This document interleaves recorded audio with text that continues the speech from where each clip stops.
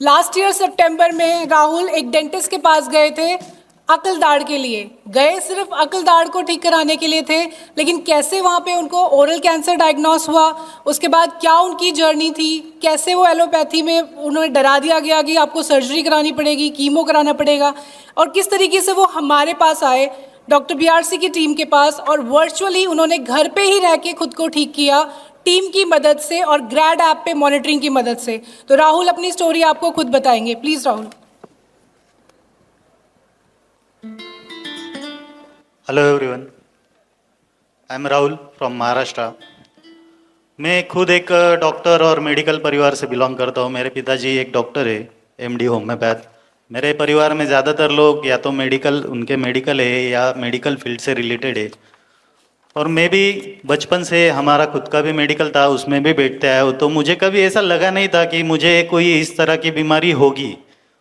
और जैसे ही कुछ ऐसा बीमारी होने का कोई वैसे प्रिकॉशन भी हमेशा लेते ही रहते थे।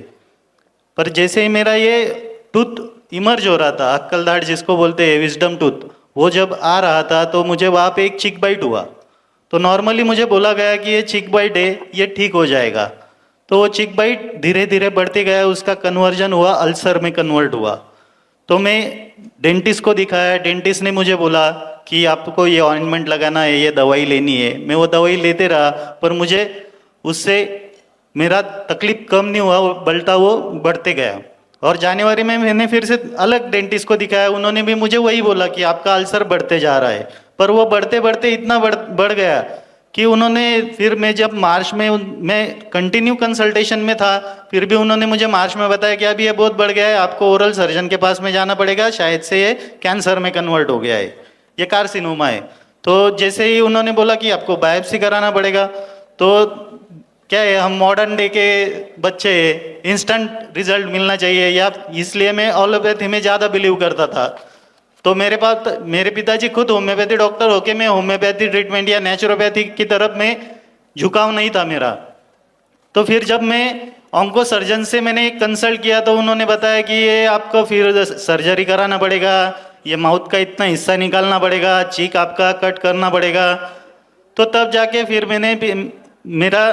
मैंने कहा कि नहीं, मुझे ये सब नहीं कराना है। तो मेरे पिताजी ने फिर होम्योपैथी ट्रीटमेंट, और मेरे पिताजी पहले से ही डॉक्टर बीआरसी सर का फॉलोअर है, तो सर के प्रोटोकॉल के हिसाब से मेरा डाइट चालू किया। और विद इन 1 मंथ मुझे बहुत अच्छा रिजल्ट मिलने लग गया, क्योंकि मेरा माउथ ओपनिंग इतना कम हो गया था कि मुझे खाना ही नहीं खाते आ रहा था। मैं मई महीने में जूस पे आ गया था, जूस डाइट पे, क्योंकि मुझे सिर्फ जूस ही पीना पड़ रहा था, क्योंकि मुझसे चबाया नहीं जाता था, क्योंकि मेरा माउथ ही ओपनिंग बंद हो गया था, बहुत कम हो गया था।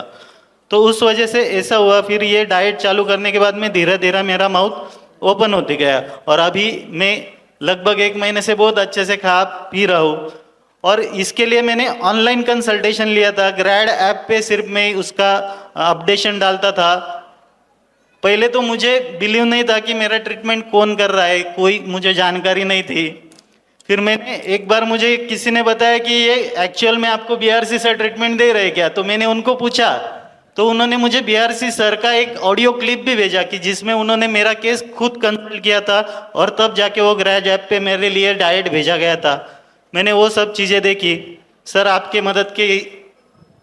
आपने जो मदद किया है, हमको जो हेल्प किया है, उससे हीरो तो बन गए। 90% अभी रिकवरी आ गई है, अभी सुपरस्टार रहना बाकी है। Thank you.